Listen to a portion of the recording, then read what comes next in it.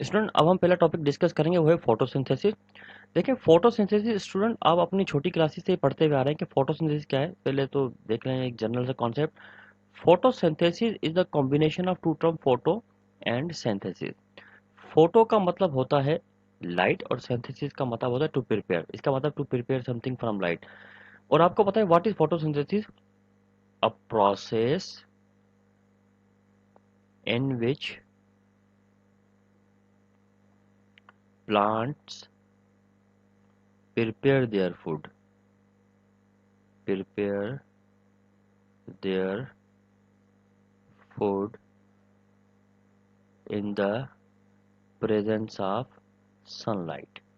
The presence of sunlight is called photosynthesis. तो photosynthesis एक process है जिसमें प्लांट अपना फूड प्रिपेयर करते हैं in the presence of sunlight.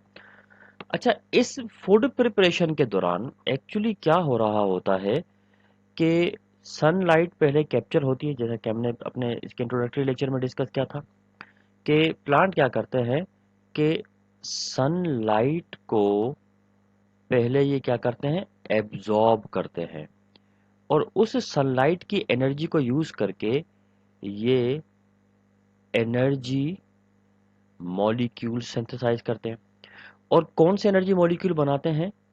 A T P and N A D P H two, ये दो एनर्जी मॉलिक्यूल सिंथेसाइज करते हैं।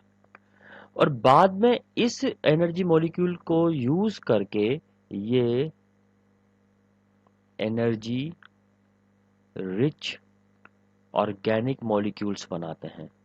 ऑर्गेनिक मॉलिक्यूल्स बनाएंगे, जैसा कि C6H12O6, ग्लूकोज का मॉलिक्यूल। और यही ग्लूकोज का मॉलिक्यूल क्या होता है? फूड होता है।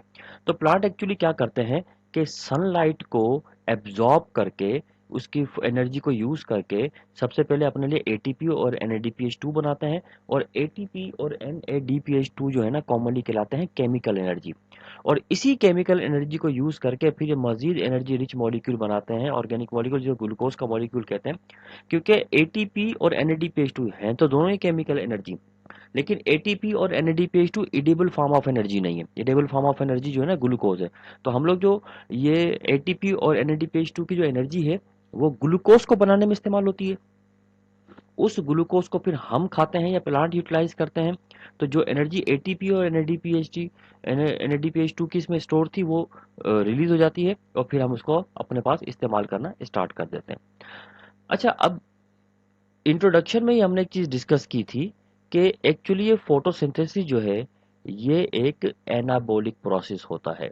एनाबॉलिक प्रोसेस का मतलब है कंस्ट्रक्टिव प्रोसेस है।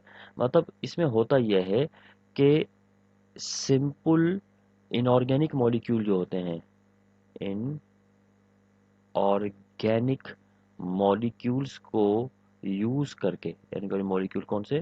Carbon dioxide and water molecule, इनको यूज करके एक और ग्लूकोज के मॉलिक्यूल को यानी ऑर्गेनिक मॉलिक्यूल को कंस्ट्रक्ट किया जाता है। इसलिए ये एनाबॉलिक प्रोसेस कहलाता है। अच्छा, अब एक टर्म और आमतौर पर इस्तेमाल की जाती है और ये टर्म भी बहुत ज़्यादा इंपॉर्टेंट है, इसका समझना भी हमारे लिए काफ़ी अहम है। और वो टर्म है rate of photosynthesis. Rate of photosynthesis. इसमें ये देखना है कि रेट ऑफ फोटोसिंथेसिस क्या चीज़ होती है। देखिए, रेट ऑफ फोटोसिंथेसिस का मतलब क्या होता है कि एक गिवन टाइम में, यानी गिवन टाइम जो भी है आपको, जैसे आप फिजिक्स में आमतौर पर पढ़ते हैं मीटर पर सेकंड पढ़ते हैं, तो इसका मतलब गिवन टाइम सेकंड था। आपको किलोमीटर पर आवर पढ़ते हैं तो मतलब गिवन टाइम आपके पास आवर था। ठीक है। तो एक गिवन टाइम में मतलब फर्ज करो एक सेकंड में कितना रिएक्टेंट प्रोडक्ट में कन्वर्ट हो रहा है, या यूं समझ लें कितना ऑर्गेनिक मॉलिक्यूल है, कितना फूड बन रहा है एक गिवन टाइम में। ठीक है। या कितना फूड प्रिपेयर हो रहा है। तो एक सेकंड में कहो, एक घंटे में कहो, या एक सेकंड कह लेते हैं चलो, कि कितना फूड प्रिपेयर होता है, ये कहलाता है रेट ऑफ फोटोसिंथेसिस।